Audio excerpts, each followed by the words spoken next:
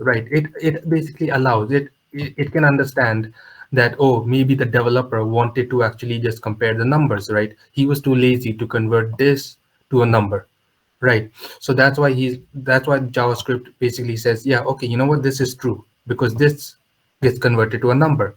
So you're in fact actually just comparing 12 against 12, not 12 against the string 12, right? But we have another equality operator which works in strict mode, right? If this is working in loose mode, this is a bit strict. What this operator is saying is that I don't care whether you are a string and you contain some value, right? You're going to stay as a string, right? And I'm going to compare this number against this string, right? And the moment the data types are not equal, of course, it's going to return false right there and there, right? So this was the two equality operators that we looked at, right? And finally, we looked at loops, which were basically, same concept in every programming language. The syntax is very, similar to C, C++, all those. And yeah, this is what we covered in yesterday's session, right? So today we are going to be starting off. So if you have any doubt regarding yesterday's session, you can ask, right? So today we're actually going to be starting about functions, right? We're going to be discussing about functions, and functions are really important because, I mean, functions are important in every programming language, but I just emphasize on the fact that functions are really important in JavaScript because you're going to be using them all the time, right? All the time, no matter what. Like you can't escape from them, right? And I'm just going to do one thing. I'm just going to disable all these console.logs because I just want to clear my output screen, right?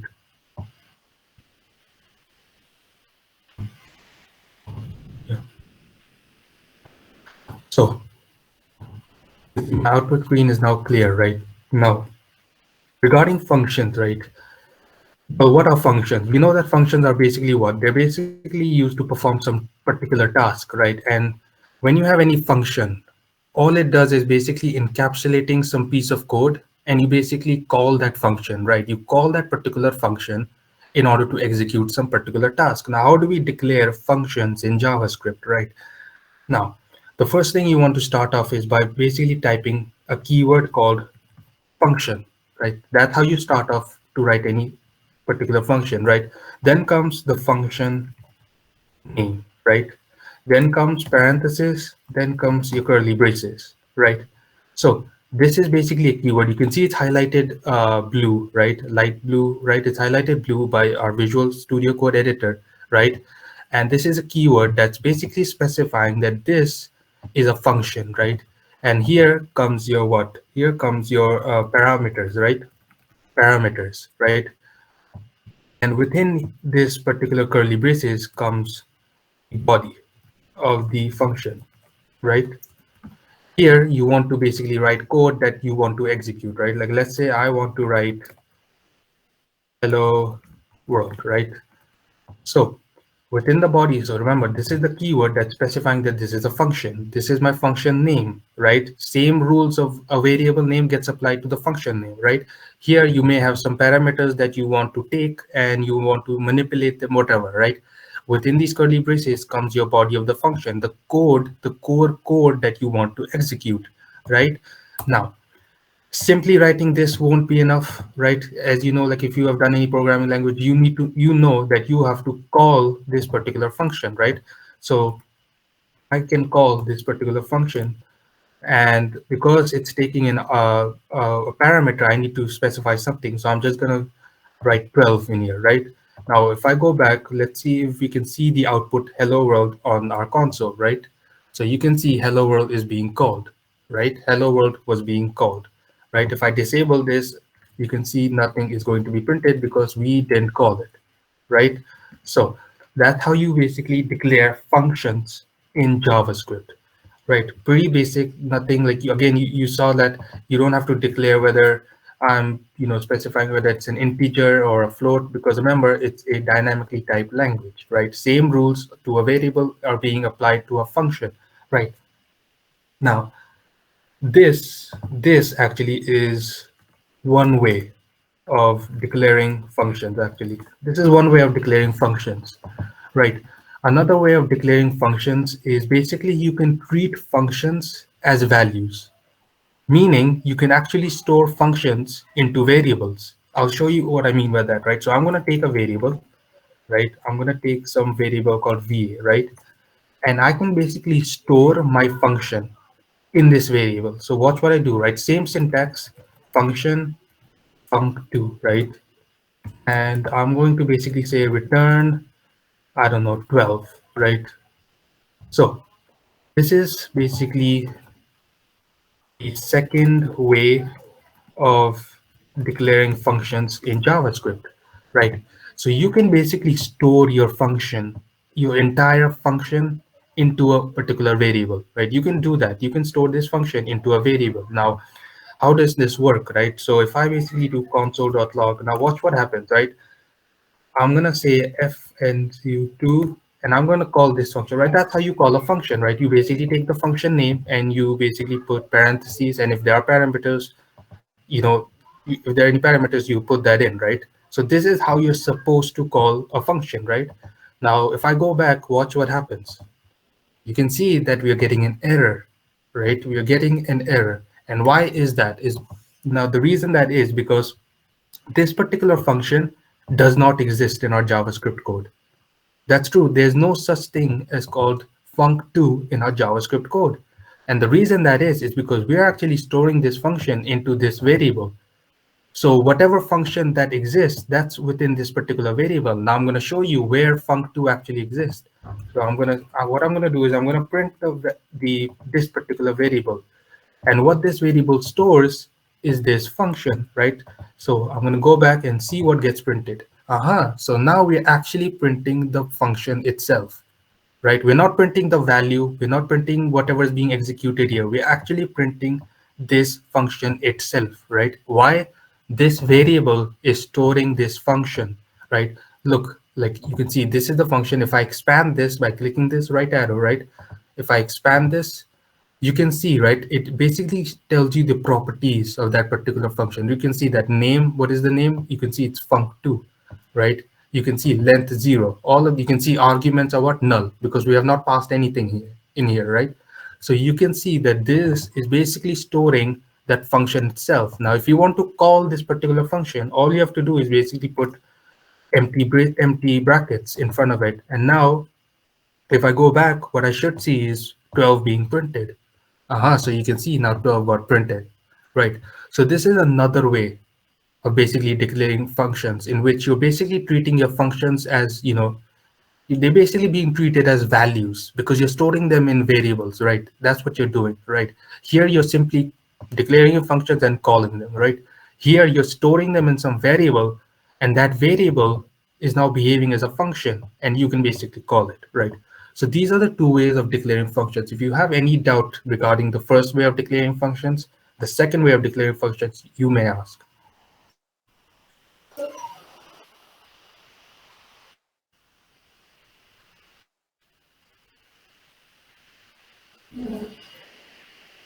Yeah, so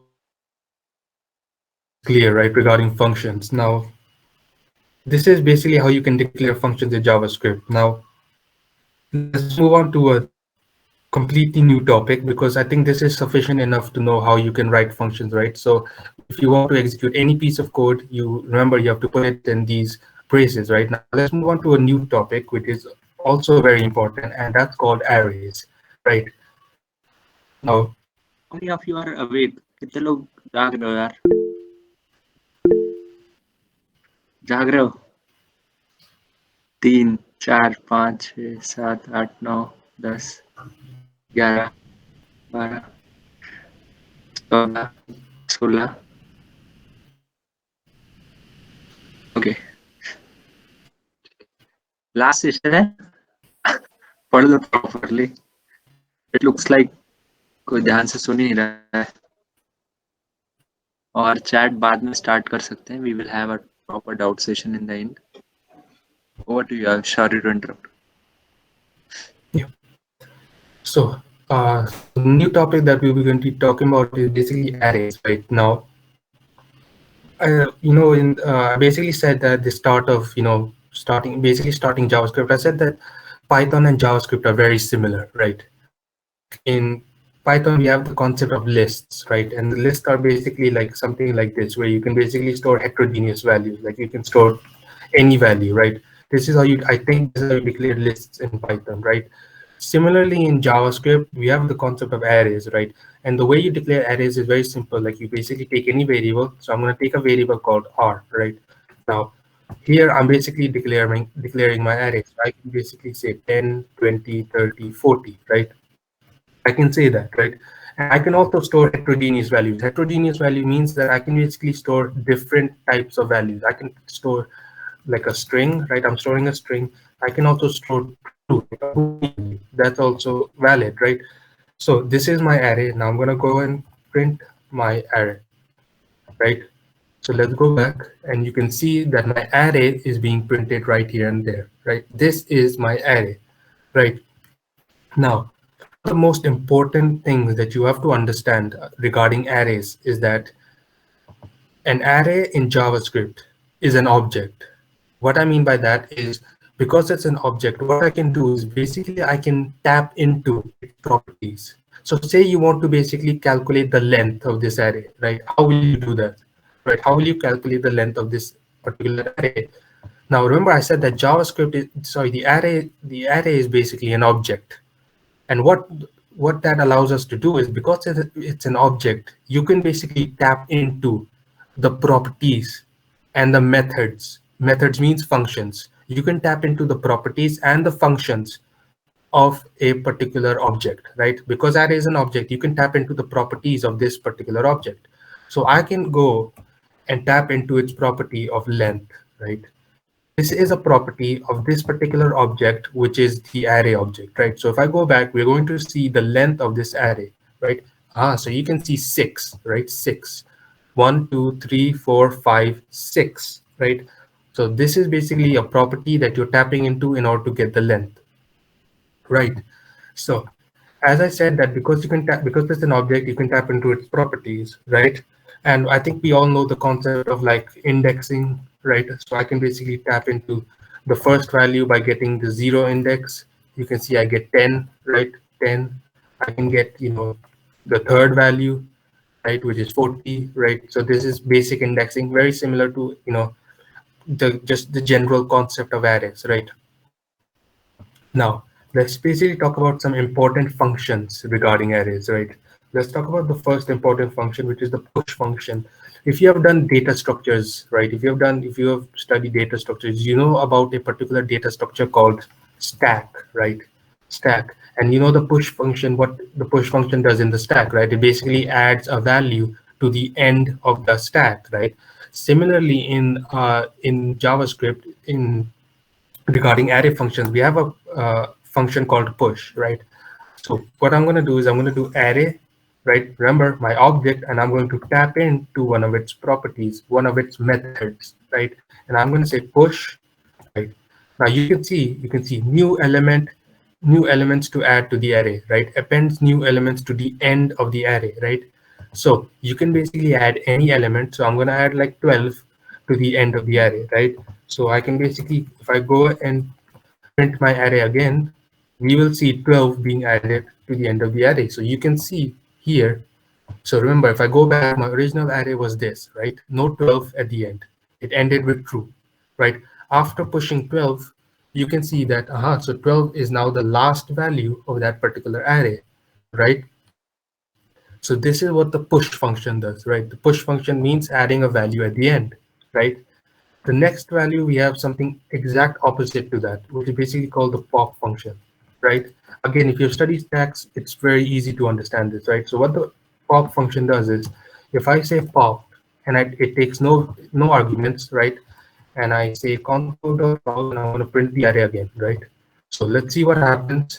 So you can see that, okay, so let's go back here. You can see that this was my original array, right? This was my original array. When I applied the push function, I pushed 12, right? After I printed that array, this was the array after pushing 12, right? Then what I did was I basically applied the pop function, right? After applying the pop function, we basically removed the last value, which was 12, right? So this is basically the push and the pop function, right? This is used to add value to the end. This is used to remove value at the last, right? Now, just like how we have the concept of stacks, right? We also have the concept of queues, right? Queues is basically first in, first out, right? The first element that you put into your array is going to be the first element that you remove, right? So similarly, we have a function called shift, right? Shift function, right? So I can do array and I can tap into the shift, right? Now you can see that you can see here it basically says removes the first element from an array, right? Removes the first element from the array. So if I print console.log and I print the array again, right? As you can see, right? Again, I'm going to go back here. This was my original array, right? You can see 10, 20, 30, 40. You know what? I'm just going to disable these just so it doesn't get confusing, right? Just so I can show you the shift function, how the shift function works, right? So you can see this is my original array. This was my original array. I applied the shift function, right? I applied the shift function, and what the shift function does is it's going to remove the first value, right? So you can see now after applying the shift function, you can see that 10 is gone, right? 10 is no longer there. Why? It's because this removes the first element of your array, right? That's what the shift function does, right? Now, the unshift function is again opposite to that. What does it does? Unshift function basically adds, you can see elements to insert at the start of the array, right? So I want to again insert 12, right? So if I go and print my array, you can see that 12 is now added, right?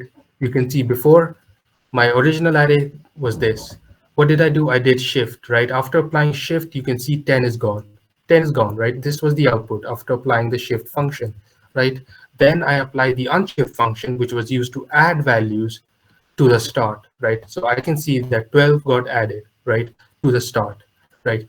Now, these are some of the basic functions, right? These are just some standard functions, right? Like you can see there are so many other functions, right? Entries, every, fill, filter. You can see there's so many functions, right? Of course, I can't go through all of them, right? But these are just some of the basic functions, and I just wanted to show you like how this particular array, right? This is basically an object, and because it's very important to understand that it is an object, and because it's an object, you can tap into its functions and properties, right?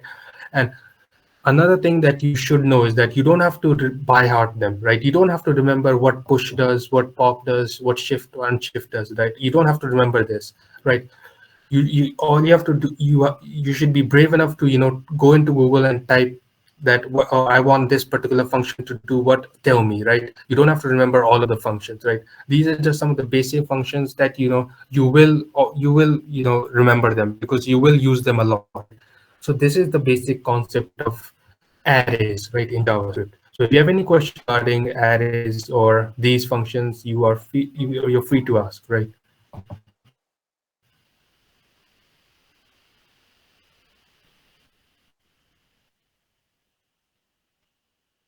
So just like we have the concept of arrays, right, we have another very, very important concept called objects, right? And if you remember, if I go back to my slide, I said that JavaScript is an object-oriented language, right? And because it's an object-oriented language, we're going to be dealing with objects all the time, right? And I basically gave you a real life example yesterday regarding where objects actually get used. And I said that objects basically get used to make API calls, right? What were these? API calls they're basically used to get data from some other website. Let's say you're building a website that's used to, that's basically showing the weather forecast for the next few days, right? So you don't have to plant sensors yourself, or you don't have to predict it yourself. All you can do is basically get data from some other website, right? And you can basically integrate that data within your web application, right? And you do that by making API calls. Now the reason I say why objects are important is because you will get your data in the form of objects, right? When you basically make this API call to get some particular information, some data from some other website that you wish to integrate within your own website, you will get your data in the form of objects, right? Their formal name is actually called JSON, right? This stands for JavaScript Object Notation, right? You will hear this term a lot when you're dealing with APIs, right? Now, this is why I'm stressing like why objects are very important in JavaScript, right? And objects are nothing but objects are basically a collection of key value pairs, right? So let's declare our first object, right? So again, I'm going to say const, right? I'm basically going to use the keyword const because I don't want to change my object. And I'm going to say obj1, right, is equal to, within these curly braces, I'm going to declare my key value pairs, right? So let's say I want my first key to be, first name, right? Now, yeah. So this is a key value pair. So let me explain, right? This is my key, right? This is my key. My first key is first name, right? This is basically a colon that's going to separate my value and my key, right? So this is the value which is basically belonging to the key first name, right? Because my first name is Aayush, it's belonging to the key first name, right? Now, it's very rare that you're going to have only one key value pair, right?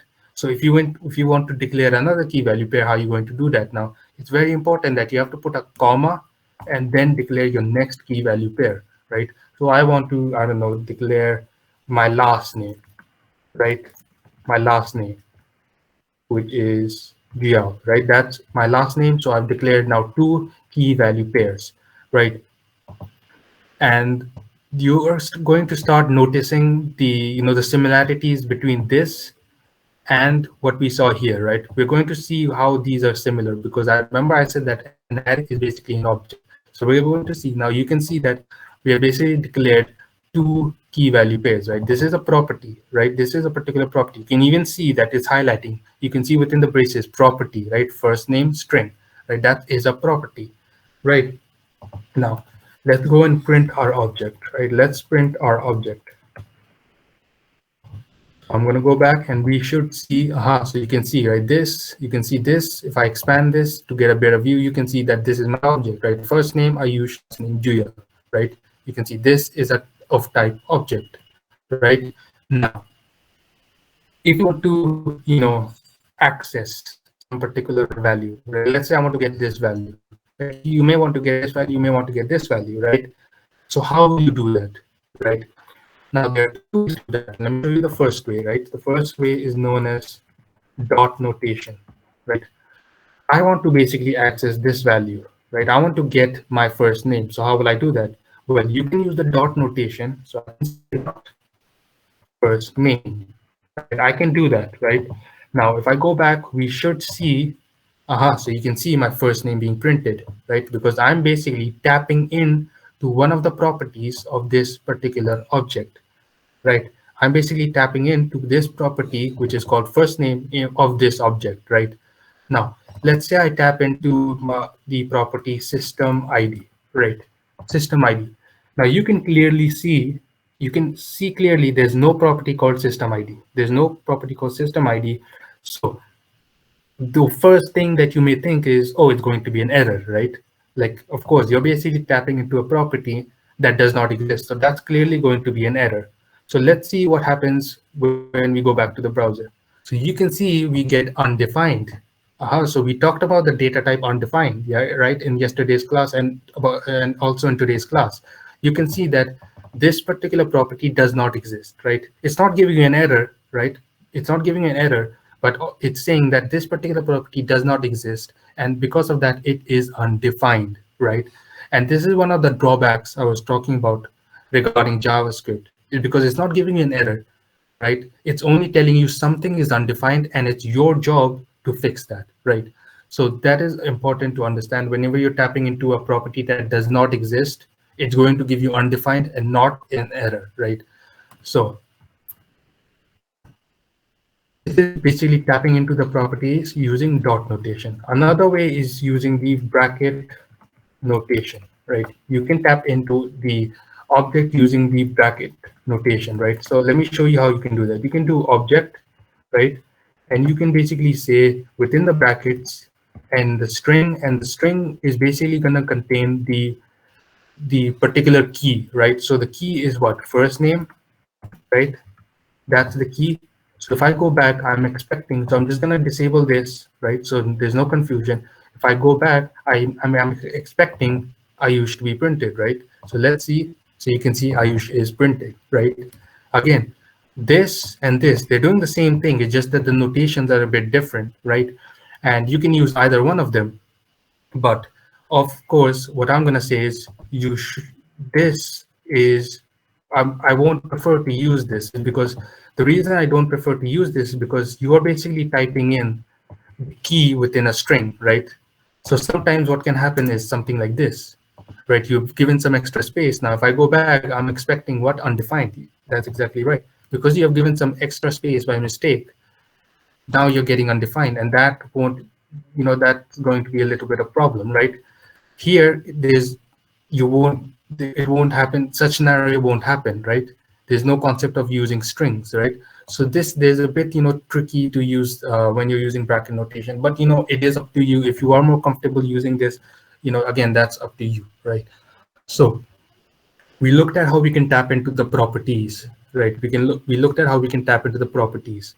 Now, I said that within objects, you can have two things, right? You can have two things. You can have the properties, and you can also have something called methods, right? Methods means what? Functions. I can declare a function within my object, right? So let me show you how you can declare that. So I'm going to declare a function called calc_age, right? And that's going to be a function, right? And what that's going to do is basically return my age, right? Return my age. So this is basically a function, right? Calc_age is basically a function, right? It is basically separated.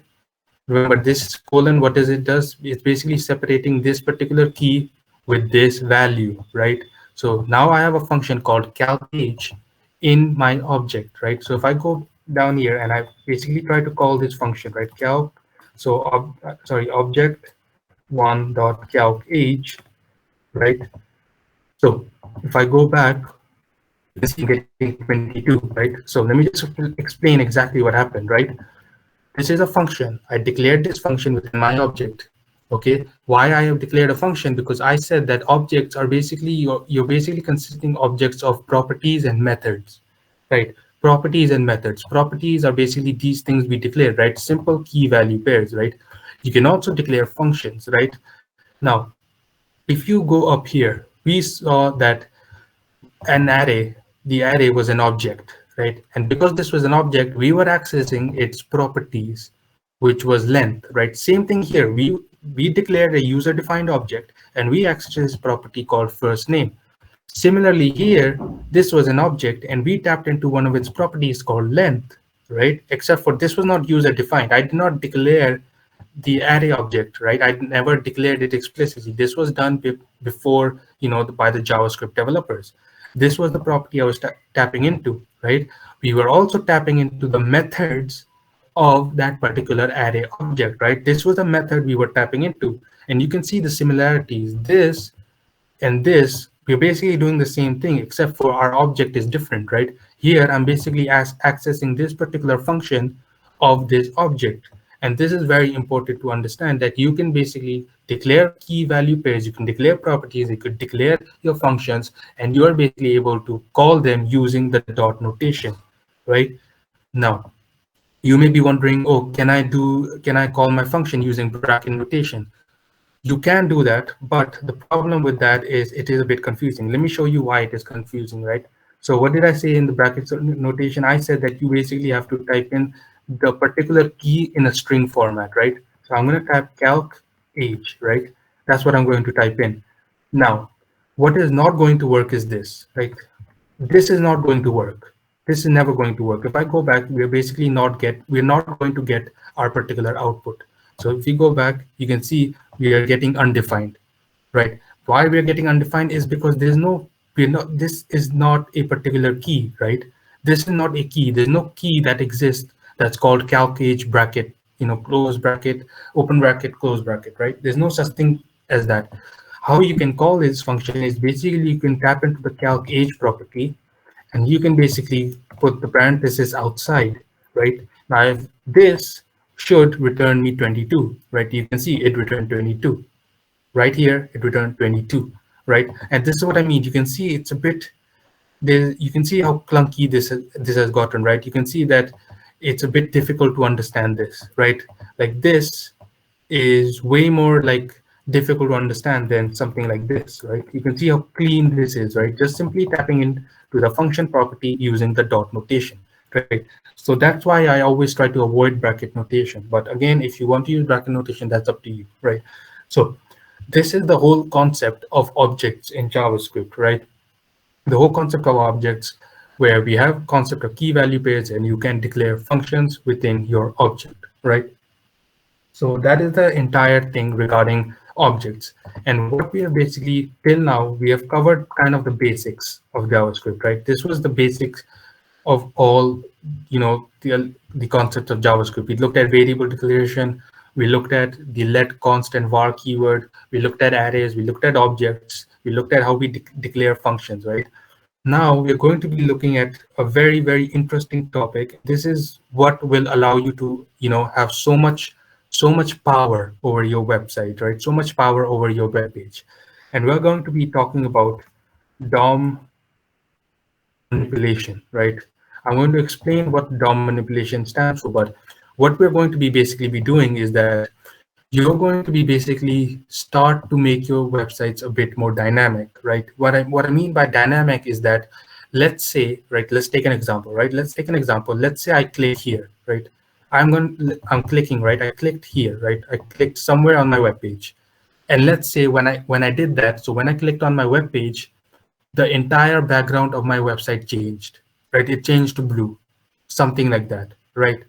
Something like that happened. If I clicked on, let's say, if I clicked on here, I clicked, and the background changed to green, some like red, right? So you can do that through DOM manipulation, right? Now, the DOM manipulation is the most exciting part regarding JavaScript, is because now you're going to be actually working along with your HTML file, right? Till now, we have just been covering the basics of JavaScript programming language, but now you're going to be using your JavaScript file, and you're going to be accessing all these elements, right?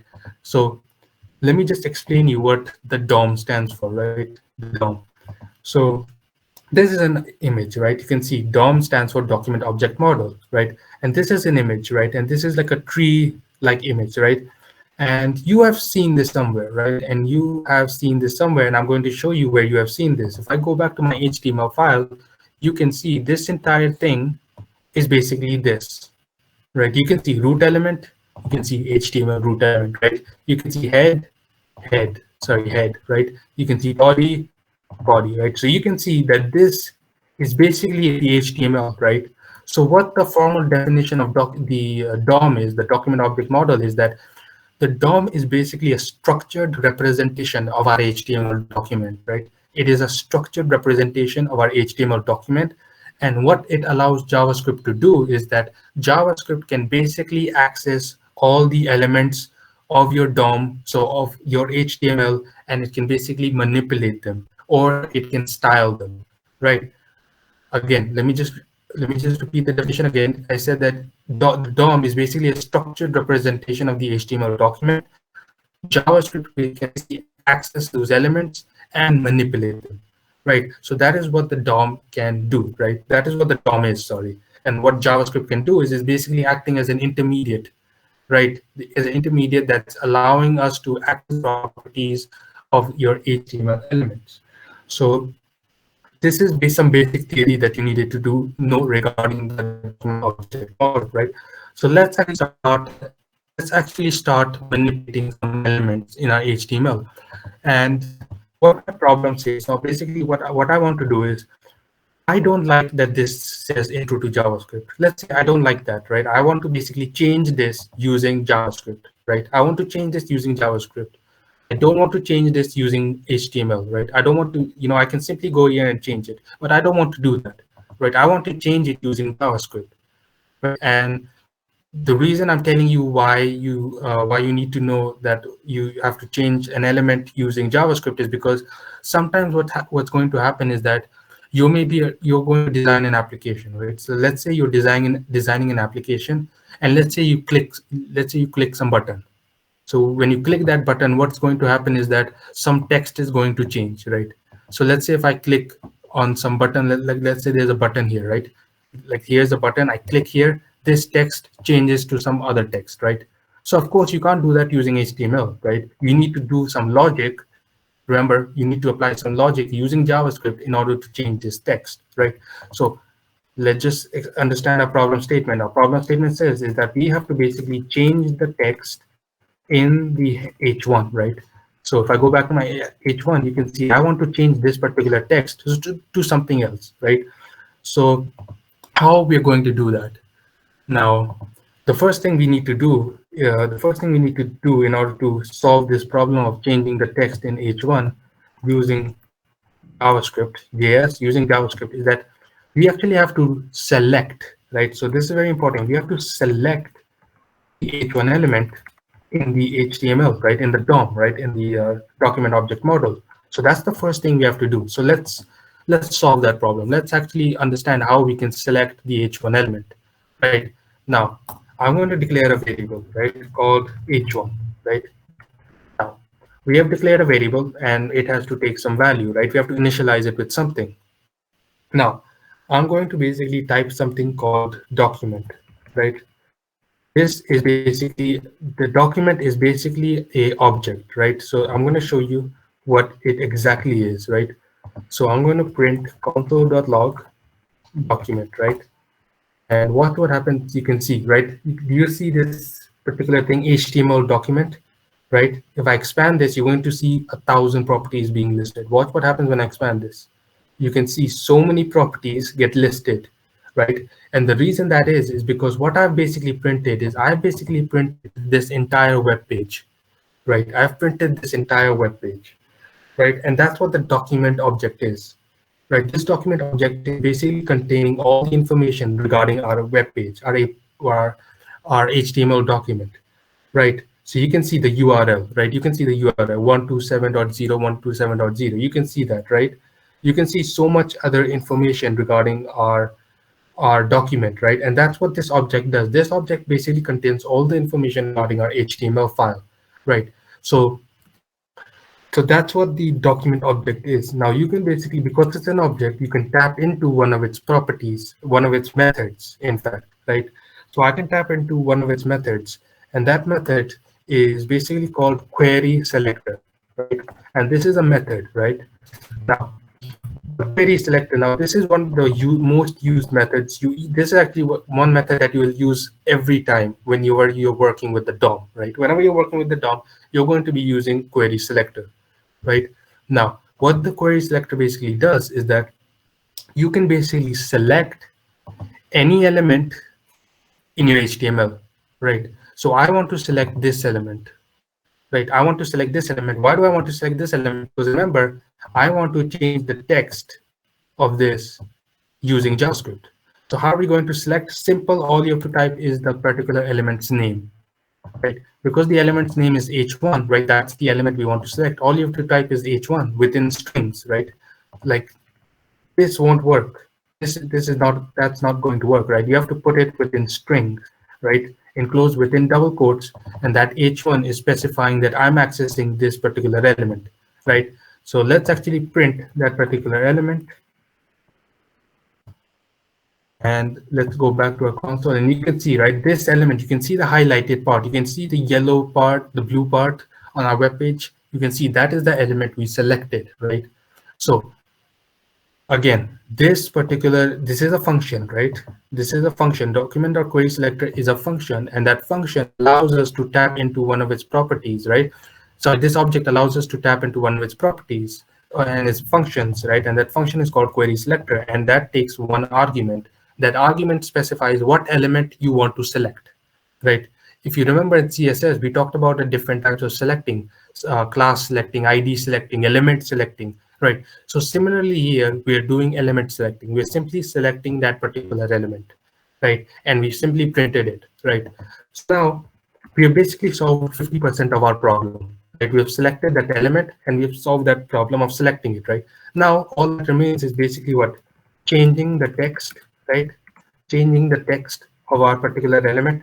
So to do that, there's one property that you can basically tap into. It's called h1. So this is our, remember, h1 is what? This is our variable, which is storing that particular element that we got from the HTML, right? Remember, so I can tap into its properties and I can basically access one property called inner text, right? And I can basically change it to something like, I don't know, welcome to Sharda, the world is here, right? Something like this, right? Now, if I go back, what I'm expecting is that this particular text that's written here, intro to JavaScript, that's going to be gone, right? So if I go back, that's supposed to be gone, and you can see our text was successfully changed using JavaScript, right? That's how we did it using JavaScript. We did it using, we basically dynamically changed our particular text, right? So if I refresh this, you can see it stays there, right? You can see that we basically changed. Remember, here it still contains this particular text, but JavaScript has overwritten that, and we basically changed its inner text to this particular piece of string, right? So that is how you can do, basically you can select the element, right? Now we're basically going to conclude today's session, and I'm going to basically leave you guys with one other note, right? And this is a very important note, is that let's say you want to basically handle click events, right? So what you want to do is, when you click somewhere, you want something to happen, right? Something you want to happen, right? Right now I'm clicking, nothing is happening. You can see the web browser is static, right? So this is a function of basically handling click events, right? So now this is basically a function that you're going to tap into, and what it's going to do is that whenever you click, something is going to happen. Now, what do I mean by that? Is basically, I'm going to tap into my h1 element, and I'm going to say add event listener, right? Add event listener, right? Now, what this function does is that when it takes two arguments, right? The first argument is basically specifying the type of event you want to handle, right? So the type of event I want to handle is basically a click event, right? A click event, right? Because that's the event I want to handle. And the second argument it takes is basically a function, right? That it basically takes a function, right? So it basically takes a function, and within that function, you specify exactly what should happen when that click occurs. So let me just explain what happens. H1 is the H1 is basically the element we selected, right? So I've basically selected this element, right? What I'm basically saying is that on this, I'm applying some event listener function, right? And I'm basically specifying two parameters within. The first parameter is the click, right? It's basically, I'm taking a string and it's basically saying that I want to handle a click, right? There are also some other values you can take. You also take mouse over. You can also take mouse out, right? So let me just show you what the click does, right? You can take one argument, which is called the click. The second one is basically a function, right? This function specifies exactly what should happen when that click occurs, right? So let's say I want to simply just print, right? Click happened, right? Like this. Now let's go back, right? And I'm going to click on my H1, right? I'm going to click on my H1, right? So when I click on my H1, you can see click happened, right? So I'm going to refresh and I'm going to show you again, right? This is my H1, right? This is my entire H1. I clicked on my H1. I'm going to click it, right? I'm going to click it in 3, 2, 1. 3, 2, 1. You can see that we basically get the output in our console, right? So this is actually a really important method that gets used in JavaScript in order to basically handle click events, right? So when I clicked on my heading, what was happening is that, okay, if we basically specify that it's a click, so we're going to only be dealing with click events, and I basically specified a function with it, and that function is basically going to execute this piece of code when basically that click occurred, right? So when that click occurred, we basically printed what click happened, right? So if I go again, you can see that this particular number 6 7, 8, 9, 10. You can see that number here is increasing because I'm constantly clicking on my H1, right? So this was all about, the basics of, handling DOM manipulation, right? And this was all we have the time for regarding today's session, right? And this is what I have to leave you guys with, right? And we basically just covered the basics of JavaScript, and there's a lot more to JavaScript than this. But yeah, regarding today's session, this was all it. So if you have any questions regarding anything regarding today's session, you can feel free to ask, right?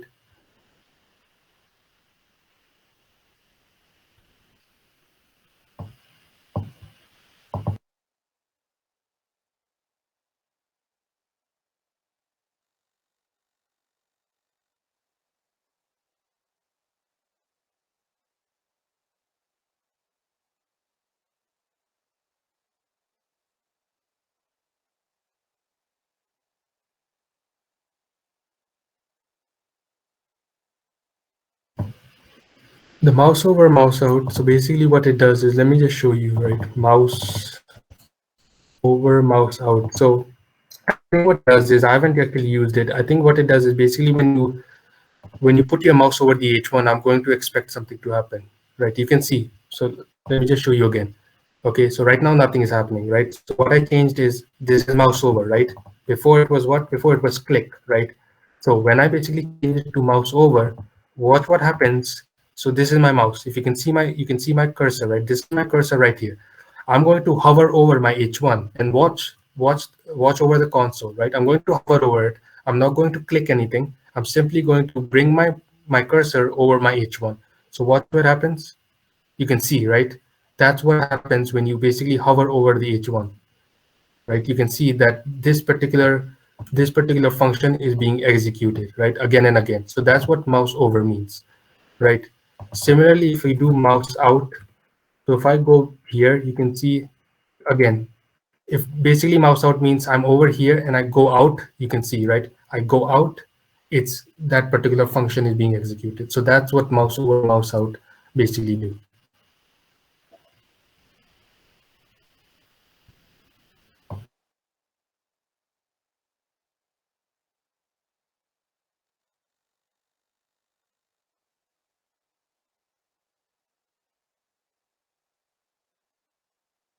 Does anybody else have any questions?